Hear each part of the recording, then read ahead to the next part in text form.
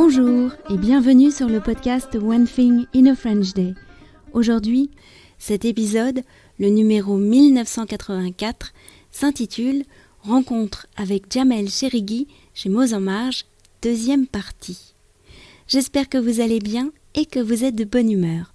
Je m'appelle Laetitia, je suis française, j'habite près de Paris et je vous raconte au travers de ce podcast un petit bout de ma journée.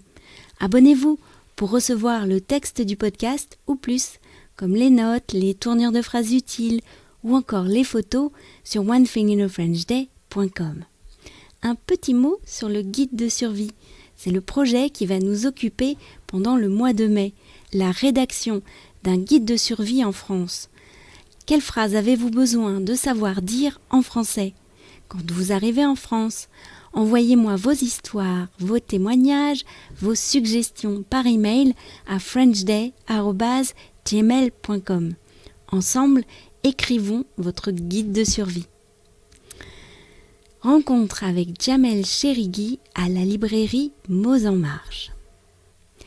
Nous étions donc ainsi, Michaela et moi, devant la librairie de Nathalie Iris, en train de discuter avec un homme souriant qui parle littérature avec naturel et avec visiblement beaucoup de passion.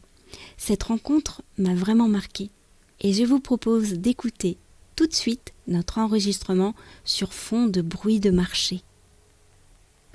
Bonjour, aujourd'hui je suis avec Jamel Cherigui devant la librairie de Nathalie. Jamel, vous faites une dédicace aujourd'hui pour votre livre qui s'intitule comment ?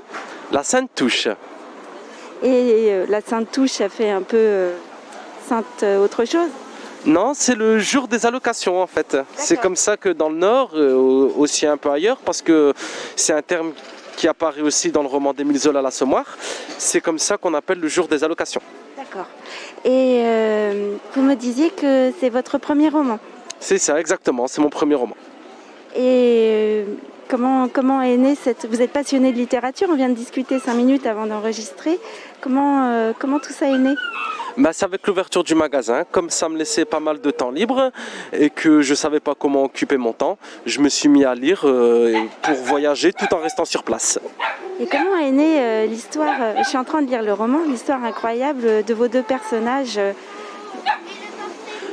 C'était une volonté de ma part de raconter l'histoire d'un duo, parce que c'est le genre de livre que j'aime lire. Donc les duos, on peut les retrouver par exemple sur la route de Kerouac ou dans Alexis Zorba de Kazantzakis. Et je voulais vraiment raconter justement l'histoire de deux personnages qui sont à la fois intimes, liés, complices, mais en même temps totalement différents. Oui, c'est vrai que c'est un roman qui bouge bien, qui est très, qui dépote, comme on disait tout à l'heure. C'est votre façon de parler au quotidien aussi ? C'est une façon de parler, mais la retranscrire à l'écrit, c'est pas si évident que ça. Donc je trouvais ça vraiment intéressant d'inscrire la littérature dans une certaine oralité. Mais c'est pas vraiment comme on parle, c'est un peu plus littéraire. Vous avez mis combien de temps à l'écrire ? 2 ans. Ouais, 2 ans d'écriture, plus 1 an de correction avec l'éditeur. Il est sorti au mois de mars, le 3 mars. Et vous trouvez que c'est comment les rapports avec les lecteurs, ça vous plaît ? Ouais, c'est génial. Après, j'ai pas eu l'occasion de faire tant de rencontres que ça à cause du confinement, malheureusement. Mais les quelques rencontres que j'ai faites, je suis vraiment très content de rencontrer mes lecteurs. Ouais. Ça vous a donné envie d'écrire un autre livre ? Ouais, tout doucement, on y pense.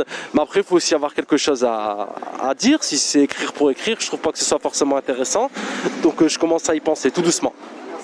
Merci beaucoup et puis bonne journée pour cette dédicace. Merci à vous, bonne journée. À bientôt. Merci. En rentrant en début d'après-midi, après le kung-fu, j'ai mangé et je me suis allongée pour me reposer. J'ai repris le livre, chapitre 12. 2 pages plus loin, il y avait l'explication du titre. Et encore quelques pages plus loin, le narrateur corrige son complice sur un subjonctif. C'était comme si Jamel Cherigui m'avait fait un clin d'œil à distance. One Thing in a French Day, c'est fini pour aujourd'hui. Je vous retrouve vendredi pour un nouvel épisode du podcast. À bientôt, au revoir.